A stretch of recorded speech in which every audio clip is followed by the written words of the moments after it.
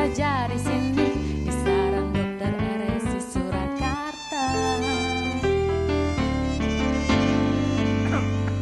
Luar biasa.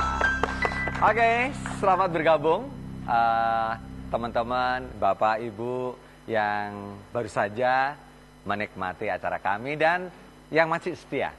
Hari ini kita akan bicara soal bagaimana mencegah diare, ya. Penyakit yang umum, tapi sebenarnya bisa dicegah. Tidak kenal musim katanya.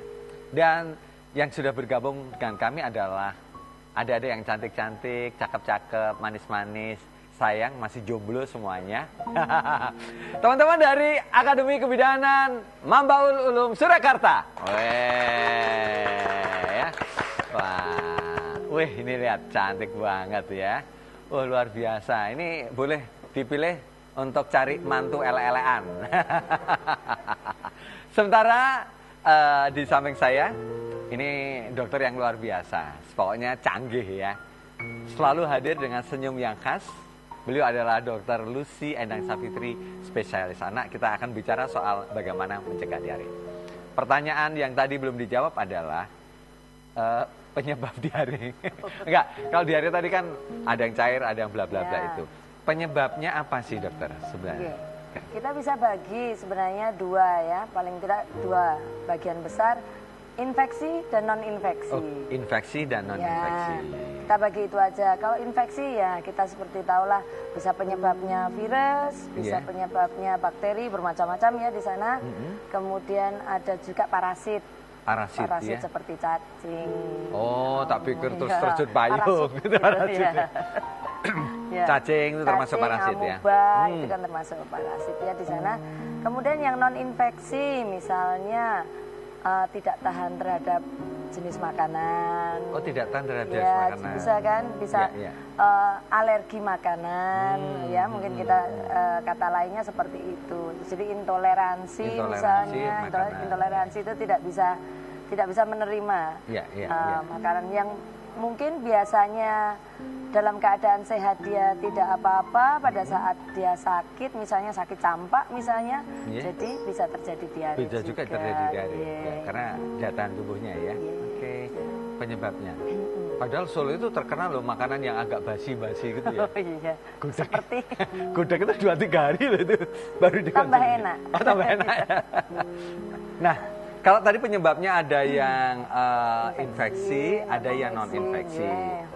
Kalau dengan penyebab infeksi itu apakah ada, artinya nanti orang awam, bapak ibu yang di rumah begitu bisa memahami, oh ini infeksi, oh ini tidak, dari jenis karakter dari diarenya itu bisa nggak ketahuan gitu dokter? Memang agak sulit untuk misalnya saya harus menyampaikan kepada bapak ibu di rumah bagaimana ini yang virus seperti ini loh, yang bakteri seperti ini karena nggak bawa contoh. Satu itu, yang kedua mungkin karena bapak ibu ini hanya punya satu putra yang dilihat fesesnya. Ya jadi mungkin kalau ya kebetulan saya melihat beberapa macam feses gitu ya. Sehingga ya inilah bentuknya yang virus dengan gejala yang lain, misalnya contoh saja virus rota misalnya. Ada panas tinggi, muntah yang hebat, gitu ya. Kemudian diarenya hebat, sudah diberikan obat-obatan yang biasa itu biasanya masih berjalan terus, jadi kita harus memelihara keseimbangan cairannya, keseimbangan elektrolit atau zat-zat yang ada di dalam tubuh yang hilang bersama diare itu agak lebih panjang dibandingkan misalnya kalau karena bakteri kan kita bisalah dengan pemberian antibiotik misalnya sudah 3 hari sudah selesai. Tapi kalau misalnya virus ini kadang-kadang sampai 1 minggu.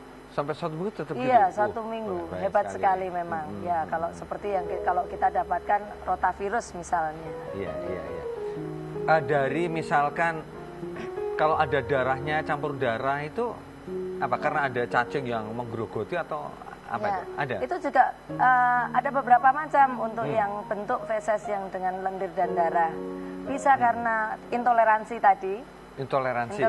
Jadi tidak tahan terhadap makanan atau bahan makanan, atau bisa juga memang karena infeksi dari bakteri yang menggerogoti dinding usus gitu ya. Mungkin kita nanti kenal adanya apa namanya coli, seperti bakteri coli. Itu bakteri coli itu macamnya banyak sekali, tidak hanya Escherichia coli saja.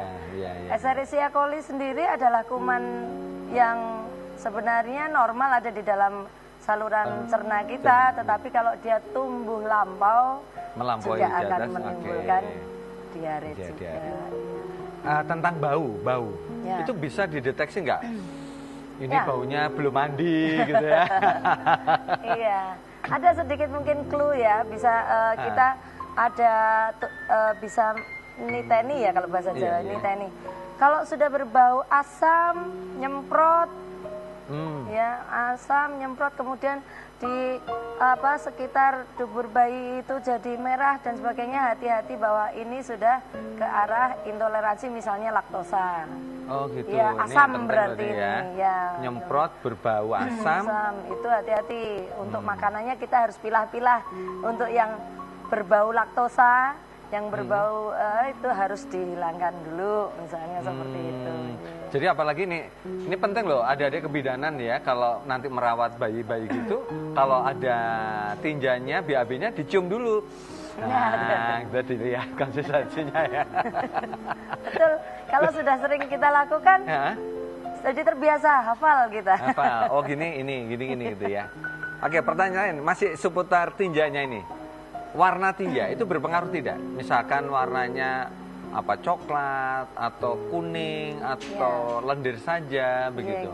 Ya, memang ada. Kalau itu tadi hijau kadang-kadang ya memang hanya karena bahan makanan yang dimakan juga bisa, tetapi juga itu tadi dari tidak tahan makanan juga bisa. Ya, kalau warna mungkin yang jelas misalnya ada warna kehitaman seperti petis, misalnya itu kita berarti ada di sana di saluran cerna yang di tengah sana ada perdarahan, kita bisa dapatkan darah yang sudah beku, ada keluar lewat feses misalnya. Berbeda kalau kita dapatkan dengan darah segar yang kita dapatkan di feses.